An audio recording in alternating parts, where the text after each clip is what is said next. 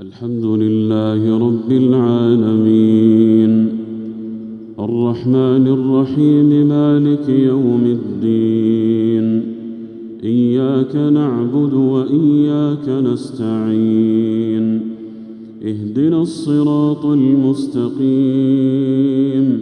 صراط الذين أنعمت عليهم غير المغضوب عليهم ولا الضالين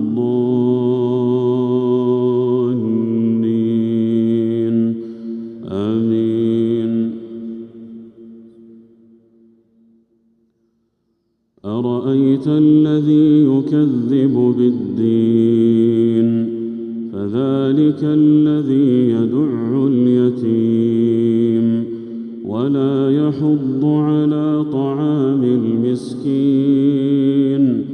فويل للمصلين الذين هم عن صلاتهم ساهون الذين هم يراءون ويمنعون الماعون. الحمد لله رب العالمين الرحمن الرحيم مالك يوم الدين إياك نعبد وإياك نستعين اهدنا الصراط المستقيم صراط الذين أنعمت عليهم غير المغضوب عليهم ولا الضالين آمين. ألم تر كيف فعل ربك بأصحاب الفيل ألم يجعل كيدهم في تضليل وأرسل عليهم طيرا أبابيل ترميهم بحجارة من سجيل فجعلهم كعصف مأكول. الحمد لله رب العالمين الرحمن الرحيم مالك يوم الدين إياك نعبد وإياك نستعين اهدنا الصراط المستقيم صراط الذين أنعمت عليهم غير المغضوب عليهم ولا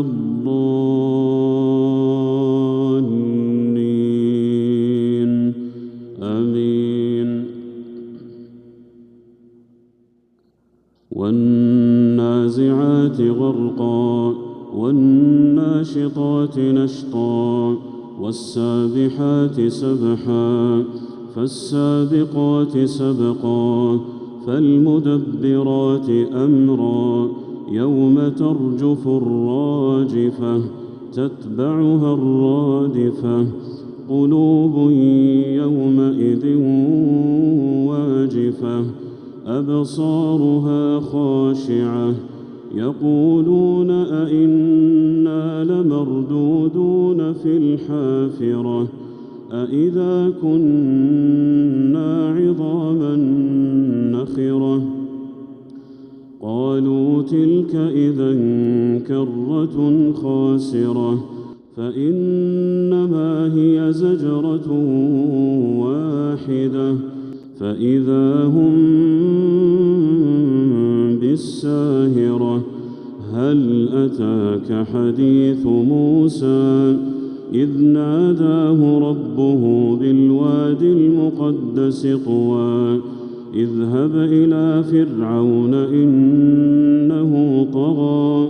فقل هل لك إلى أن تزكى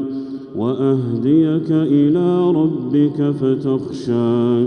فأراه الآية الكبرى فكذب وعصى ثم أدبر يسعى فحشر فنادى فقال أنا ربكم الأعلى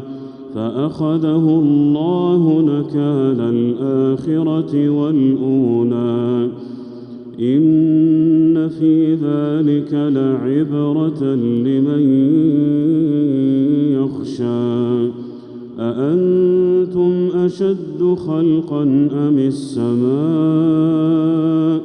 بناها رفع سمكها فسواها وأغطش ليلها وأخرج ضحاها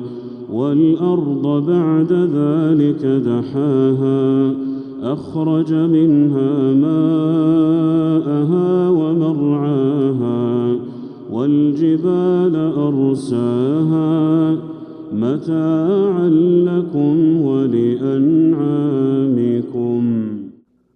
فإذا جاءت الطامة الكبرى يوم يتذكر الإنسان ما سعى وبرزت الجحيم لمن يرى فأما من طغى وآثر الحياة الدنيا فإن الجحيم هي المأوى وأما من خاف مقام ربه ونهى النفس عن الهوى فإن الجنة هي المأوى يسألونك عن الساعة أيان مرساها فيم أنت من ذكراها إلى ربك منتهاها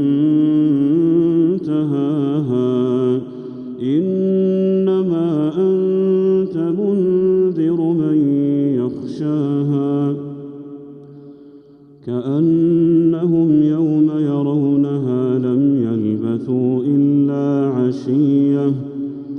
كأنهم يوم يرونها لم يلبثوا إلا عشية